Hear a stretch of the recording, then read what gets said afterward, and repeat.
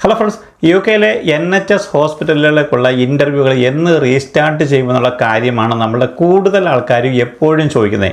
അതിൻ്റെ പ്രധാനപ്പെട്ട കാര്യം എന്ന് പറഞ്ഞു കഴിഞ്ഞാൽ നമുക്കറിയാം, 100 കണക്കിന് ആൾക്കാരാണ് ഇവിടെ നാട്ടിൽ IELTS അല്ലെങ്കിൽ OET പാസ്സായി CBTയും പാസ്സായിട്ട് നിൽക്കുന്നത്. അവർക്ക് എങ്ങനെയെങ്കിലും UK-ൽ എത്തേണ്ടതായിട്ടുണ്ട്. കാരണം അവരുടെ ഒരു OETയുടെയൊക്കെ വാലിഡിറ്റി എന്ന് പറയുന്നത് 2 വർഷം മാത്രമാണ്. അപ്പോൾ ആ ഒരു 2 വർഷത്തിനുള്ളിൽ അവർ UK-ൽ എത്തിയില്ല എന്നുണ്ടെങ്കിൽ അവർ വീണ്ടും ഈ ഒരു എക്സാം എഴുതേണ്ടതായിട്ട് വരും. നമുക്കറിയാം, ഒരു IELTS അല്ലെങ്കിൽ OET എഴുതി പാസ്സാകുക എന്ന് പറഞ്ഞു കഴിഞ്ഞാൽ വളരെയധികം ബുദ്ധിമുട്ടുള്ളൊരു കാര്യമാണ്. നിർഭാഗ്യവശാൽ UK-ൽ കഴിഞ്ഞ ഒരു 6 മാസമായിട്ട് ഇവിടുത്തെ ഇൻ്റർവ്യൂകൾ വളരെയധികം മന്ദഗതിയിലാണ് പോകുന്നത്. കാരണം ചുരുക്കം ചില NHS ഹോസ്പിറ്റലുകൾ മാത്രം അവർക്ക് ആവശ്യമുള്ള ആൾക്കാരെ മാത്രമാണ് ഇപ്പോഴ് റിക്രൂട്ട് ചെയ്യുന്നത്. നമുക്കറിയാം, 100 കണക്കിന് നമ്മുടെ മലയാളി സ്റ്റുഡൻസാണ് കഴിഞ്ഞ ഒരു 2-3 വർഷമായിട്ട് UK-ലെ വിവിധ യൂണിവേഴ്സിറ്റികളിൽ ഇപ്പോഴേ നേഴ്സിംഗ് പഠനം നടത്തിക്കൊണ്ടിരിക്കുന്നത്. അതിൽ അവർ ഫസ്റ്റ് ബാച്ച് ഇപ്പോഴേ പാസ് ഔട്ടായിട്ട് വെളിയിൽ ഇറങ്ങിയിരിക്കുന്നു. അവർക്ക് മിക്കവാറുമുള്ള എല്ലാവർക്കും ജോലി ലഭിച്ചിട്ടുമുണ്ട്. UK ഗവൺമെൻറ് നമുക്ക് എല്ലാവർക്കും അറിയാവുന്ന കാര്യമാണല്ലോ, ഇവിടുത്തെ നെറ്റ് എമിഗ്രേഷൻ കുറയ്ക്കുക എന്നുള്ളതാണ് അവരുടെ മെയിൻ അജണ്ട എന്ന് പറയുന്നത്. അതിൻ്റെ ഭാഗമായിട്ടാണ് അവർ ഈ ഒരു NHS റിക്രൂട്ട്മെൻറ്റ് ഫ്രീസ് ഇപ്പോഴേ ചെയ്തു വെച്ചിരിക്കുന്നത്. അതുകൊണ്ട് തന്നെ കുറച്ച് നാളത്തേക്കെങ്കിലും ഇനിയിപ്പോഴേ പുതിയ ഗവൺമെൻറ് വന്നതുകൊണ്ട് തന്നെ ഈ ഒരു അനിശ്ചിതാവസ്ഥ തുടരാനുള്ള സാധ്യതകളാണ് ഇപ്പോഴേ കാണുന്നത്. അതുകൊണ്ട് എന്നാണ് ഇനി ഒഫീഷ്യലായിട്ട് ഈ ഒരു റിക്രൂട്ട്മെൻറ്റ് റീസ്റ്റാർട്ട് ചെയ്യുമെന്നുള്ള ഒരു കാര്യത്തെക്കുറിച്ച് നമുക്ക് ആർക്കും ഇപ്പോഴും ഒരു ഹിൻറ്റും എങ്ങും കിട്ടിയിട്ടില്ല. കാരണം നമ്മൾ കുറേ റൂമറുകൾ പറയുന്നതല്ലാതെ നമുക്ക് വ്യക്തമായിട്ട് ഇനിയിപ്പോൾ അടുത്ത മാസം അല്ലെങ്കിൽ 6 മാസം കഴിഞ്ഞ് UK-ലെ NHS റിക്രൂട്ട്മെൻറ്റുകൾ പുനരാരംഭിക്കുക എന്നുള്ള കാര്യത്തെക്കുറിച്ച് നമ്മൾക്ക് ആർക്കും യാതൊരു വ്യക്തതയുമില്ല. അങ്ങനെ ഇരിക്കുകയാണ് ഇന്നൊരു പ്രധാനപ്പെട്ട ഒരു വാർത്ത ഇവിടുത്തെ ഇൻഡിപെൻഡൻറ്റ് പത്രം ഇപ്പോഴേ പുറത്തുവിട്ടിരിക്കുന്നത്. 1000 കണക്കിന് ഇതുപോലുള്ള ന്യൂലി ക്വാളിഫൈഡ് നേഴ്സസാണ് ജോലി കിട്ടാതെ UK-ൽ അലയുന്നത് എന്ന് പറഞ്ഞുകൊണ്ട് ഒരു പുതിയ റിപ്പോർട്ട് ഇപ്പോഴേ ഇൻഡിപെൻഡൻറ്റ് പത്രം പുറത്തുവിട്ടിരിക്കുന്നു. NHSൻ്റെ മേധാവികൾ, നമ്മുടെ NHSൻ്റെ ചീഫിൽ തലപ്പത്തിരിക്കുന്ന ആൾക്കാർ NHSലെ ഈ ഒരു നേഴ്സിംഗ് റോളുകൾ വെട്ടിക്കുറച്ചതുകൊണ്ട് ഇതേപോലെയുള്ള 1000 കണക്കിന് പുതിയതായിട്ട് വരുന്ന ന്യൂലി ക്വാളിഫൈഡ് നേഴ്സസിന് ജോബ് കണ്ടുപിടിക്കാനായിട്ട് സാധിക്കുന്നില്ല. എന്തുകൊണ്ടാണ് ഇങ്ങനെ റോളുകൾ വെട്ടിക്കുറയ്ക്കുന്നതിനെ കുറിച്ച് പറഞ്ഞപ്പോൾ അവർ പറയുന്നത് ബജറ്റ് കമ്മി ആയതുകൊണ്ട്. കാരണം കഴിഞ്ഞ സർക്കാർ കൊടുത്തിരിക്കുന്ന ബജറ്റ് ഏകദേശം തീർന്നിരിക്കുന്നു, അവരുടെ കയ്യിൽ പണമില്ല. അതുകൊണ്ടാണ് അവർ ഈ ഒരു പുതിയ റോളുകൾ ഇപ്പോഴേ ഏകദേശം ഒരു 4/1 ഇപ്പോഴേ ഇതേപോലെയുള്ള റോളുകൾ ഇപ്പോഴേ വെട്ടിക്കുറച്ചിരിക്കുന്നത്. അതുകൊണ്ടാണ് NHS ഹോസ്പിറ്റലുകളിൽ ഇപ്പോൾ റിക്രൂട്ട്മെൻറ്റുകൾ നടക്കാത്തത്. ഇവിടുത്തെ ആൾക്കാർക്ക്, അതായത് ഇംഗ്ലീഷുകാരായ കുട്ടികൾ അല്ലെങ്കിൽ ഇവിടെ പഠിച്ചിറങ്ങുന്ന കുട്ടികൾ ഇപ്പോൾ അവർക്ക് പോലും ജോലി കണ്ടുപിടിക്കാൻ പറ്റാത്ത ഒരവസ്ഥയിൽ കൂടിയാണ് UK കടന്നു പോകുന്നത്. പക്ഷേ എനിക്കറിയാവുന്നിടത്തോളം നമ്മുടെ നാട്ടിൽ നിന്നൊക്കെ വന്നിട്ടുള്ള ഞമ്മളെ ഒരു ഫസ്റ്റ് ബാച്ച് ഇപ്പോഴേ പാസ് ഔട്ടായിട്ട് വെളിയിൽ ഇറങ്ങിയിട്ടുള്ള എല്ലാ കുട്ടികൾക്കും അതത് ഹോസ്പിറ്റലുകൾ, നമുക്ക് ഏറ്റവും കൂടുതൽ അറിയാവുന്നത് നമ്മുടെ ഹോസ്പിറ്റലാണ് ഇവിടുത്തെ. അപ്പോൾ അവിടെയാണ് ഏറ്റവും കൂടുതൽ എനിക്ക് തോന്നുന്നു മലയാളി സ്റ്റുഡൻസ് ഈ ഒരു വൂസ്റ്റർ യൂണിവേഴ്സിറ്റിയിലാണ് പഠിക്കാൻ വന്നിരിക്കുന്നത്. അവിടുന്ന് പാസ് ഔട്ട് ആയിട്ടുള്ള മിക്കവാറുമുള്ള എല്ലാ സ്റ്റുഡൻസിനും ഇപ്പോൾ അവർക്ക് പിൻ നമ്പറൊക്കെ കിട്ടി തുടങ്ങി. അവർക്ക് എല്ലാവർക്കും ഓൾറെഡി ജോബ് ഓഫർ ഈ ഹോസ്പിറ്റലിൽ നിന്ന് കൊടുത്തു കഴിഞ്ഞിരിക്കുന്നു. അപ്പോൾ ഈ ഒരു ന്യൂസ് ഇപ്പോഴേ ഇൻഡിപെൻഡൻറ്റ് പുറത്തുവിട്ടിരിക്കുന്നതിൻ്റെ പ്രധാനപ്പെട്ട കാരണം ചുരുക്കം ചില ഹോസ്പിറ്റലുകളുടെ കാര്യമായിരിക്കാം. ഇതിൽ പറഞ്ഞിരിക്കുന്ന പ്രധാനപ്പെട്ട ഒരു കാര്യം എന്ന് പറഞ്ഞു കഴിഞ്ഞാൽ, പല സ്റ്റുഡൻസും അവർ പാസ്സായി കഴിഞ്ഞിട്ടും അവർക്ക് നേഴ്സിൻ്റെ ഒരു ജോലി കണ്ടുപിടിക്കാനായി കഴിയാതെ അവർ ഹെൽത്ത് കെയർ അസിസ്റ്റൻ്റായിട്ട് അവർ ജോലിയിൽ തുടരുകയാണെന്ന്.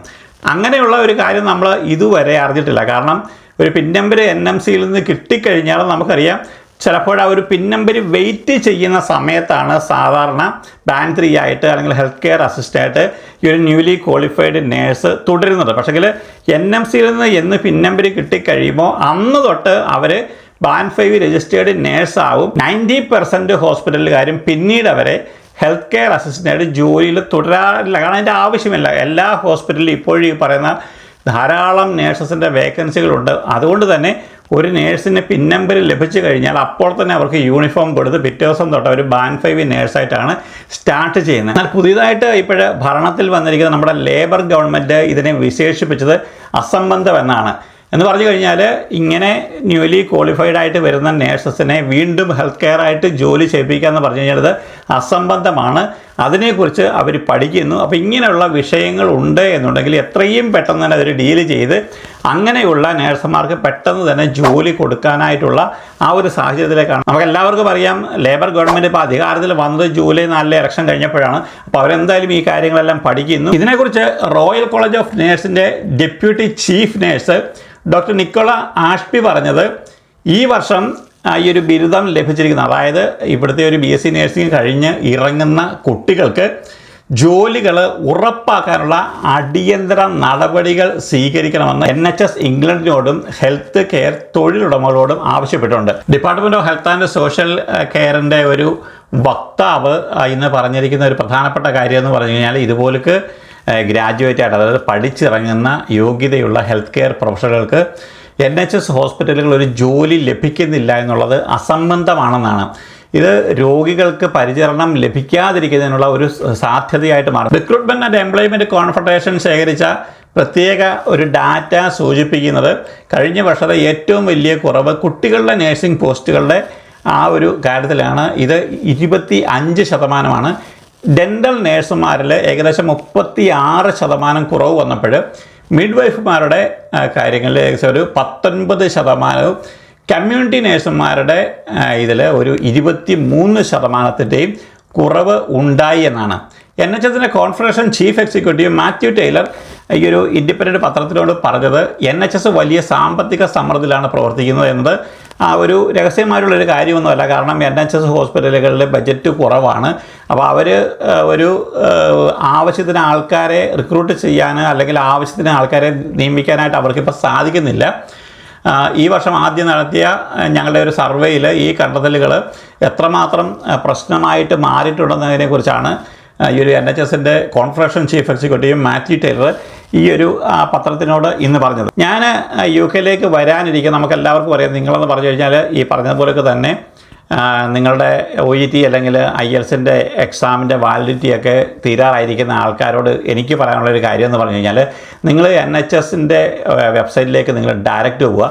ഇപ്പോഴും നമ്മളിവിടെ നോക്കിക്കഴിയുമ്പോൾ ധാരാളം വേക്കൻസികളാണ് ഇവിടെ കിടക്കുന്നത്. അപ്പോൾ നിങ്ങൾ ആ ഒരു വെബ്സൈറ്റിലേക്ക് പോയി കഴിഞ്ഞാൽ ഇവിടെ 100 കണക്കിന് വേക്കൻസികൾ കിടപ്പുണ്ട്.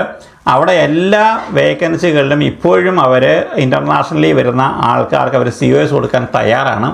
നമ്മൾ ഈ ഒരു NHSൻ്റെ വെബ്സൈറ്റിലേക്ക് പോയി കഴിയുമ്പോൾ ഓരോ ഹോസ്പിറ്റലിലും എത്രമാത്രം വേക്കൻസികളുണ്ടെന്ന് നമുക്കത് കാണാനായിട്ട് സാധിക്കും.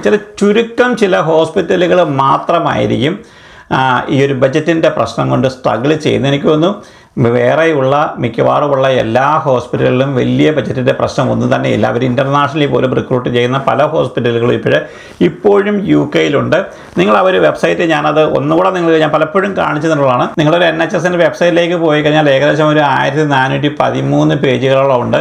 അവിടേക്ക് പോയിട്ട് സ്റ്റാഫ് നേഴ്സ് ഇഷ്ടം പോലെ വേക്കൻസികളാണ് അവിടെ കിടക്കുന്നത്. അതിൽ പോയിട്ട് നിങ്ങളുടെ CV അപ്ഡേറ്റ് ചെയ്യുക. അവിടെ പോയി കഴിഞ്ഞാൽ നിങ്ങൾക്കറിയാം, അപ്ലൈ ബട്ടണിലേക്ക് പോയി കഴിഞ്ഞാൽ ഞാൻ ഒരെണ്ണം കാണിച്ചു തരാം. എങ്ങനെയാണെന്ന് നേരത്തെ കാണിച്ചിട്ടുള്ളതാണ്. ഈ ഒരു സ്റ്റാഫ് നേഴ്സിൻ്റെ ഇതിലേക്ക് പോവുക, അപ്ലൈ ഫോർ ദിസ് ജോബിലേക്ക് പോവുക, കണ്ടിന്യൂ ചെയ്യുക. അവിടെ പോയി കഴിഞ്ഞാൽ ഒന്നുകിൽ നിങ്ങളുടെ ഇത് ക്രിയേറ്റ് ചെയ്യുക, നിങ്ങളുടെ ആപ്ലിക്കേഷൻ. അല്ല, നിങ്ങൾ ഓൾറെഡി ആപ്ലിക്കേഷൻ ചെയ്തിട്ടുള്ള ആളാണെന്നുണ്ടെങ്കിൽ നിങ്ങൾ സൈൻ ഇൻ ചെയ്യുക. അത് വെച്ചിട്ട് നിങ്ങൾ അവിടെ പോയിട്ട് നിങ്ങൾ ഓൾറെഡി നിങ്ങളുടെ CV ക്രിയേറ്റ് ചെയ്തിട്ടുണ്ടെന്നുണ്ടെങ്കിൽ ആ CV അപ്പോഴവിടെ കാണും. അത് നിങ്ങൾ ഫോർവേഡ് ചെയ്താൽ മാത്രം മതിയായിരിക്കും. അപ്പോൾ നിങ്ങൾ ഈ ക്രിട്ടിക്കൽ സ്റ്റേജിലൊക്കെ ഉള്ള ആൾക്കാർ ഇപ്പോൾ ചെയ്യുന്നൊരു കാര്യം അതാണ്. കാരണം ഇങ്ങനെയൊക്കെയുള്ള പ്രശ്നങ്ങൾ ഇവിടെ നിലനിൽക്കുന്നതുകൊണ്ട് ഇനി എന്നാണ് റിക്രൂട്ട്മെൻറ്റുകൾ റീസ്റ്റാർട്ട് ചെയ്യുന്നത്, അല്ലെങ്കിൽ ഇൻ്റർനാഷണൽ റിക്രൂട്ട്മെൻറ്റുകൾ നടത്തുമോ എന്നുള്ള കാര്യത്തിൽ നമുക്ക് ഇപ്പോഴൊന്നും പറയാനായിട്ട് സാധിക്കത്തില്ല. കാരണം UK ഒരു പ്രശ്നങ്ങൾ ഇപ്പോൾ ഇന്നാണ് ഈ ഒരു കാര്യം ഇപ്പോഴും പുറത്ത് വന്നിരിക്കുന്നത്. എന്തായാലും പുതിയ ഗവൺമെൻറ് ഇതിനെ കൂലംകഷമായിട്ട് ഇപ്പോൾ ചർച്ചകൾ നടത്തുന്നു. എന്തായാലും ഈ പ്രശ്നങ്ങളൊക്കെ പരിഹരിക്കുമെന്ന് പറഞ്ഞിട്ടുണ്ട്. അതുവരെ നമ്മളെക്കൊണ്ട് ചെയ്യാൻ പറ്റുന്ന ഒരു കാര്യം എന്ന് പറഞ്ഞാൽ ഈ ഒരു വെബ്സൈറ്റിലേക്ക് പോയിട്ട് നിങ്ങളുടെ CV അപ്ലോഡ് ചെയ്തുകൊണ്ട് നിങ്ങൾ അപ്ലൈ ചെയ്യുക എന്നുള്ളൊരു കാര്യമാണ്. റിക്രൂട്ട്മെൻറ്റുകൾ എന്ന് തുടങ്ങുമെന്നുള്ള കാര്യത്തെക്കുറിച്ച് നിങ്ങളെപ്പോലൊക്കെ തന്നെ നമ്മളും വളരെയധികം ആകാംക്ഷയോടെ കാത്തിരിക്കുന്നതാണ്. അപ്പോൾ അങ്ങനെയുള്ള എന്തെങ്കിലുമൊക്കെ ഇതേപോലെയുള്ള ഈ ഒരു അപ്ഡേഷനുകൾ വരുന്ന സമയത്ത് നമ്മൾ തീർച്ചയായിട്ടും അപ്ഡേറ്റ് ചെയ്യുന്നതായിരിക്കും. നമ്മൾ മറ്റൊരു വീഡിയോയിൽ കാണുന്നതിലേക്ക് എല്ലാവർക്കും വീണ്ടും നന്ദി, നമസ്കാരം.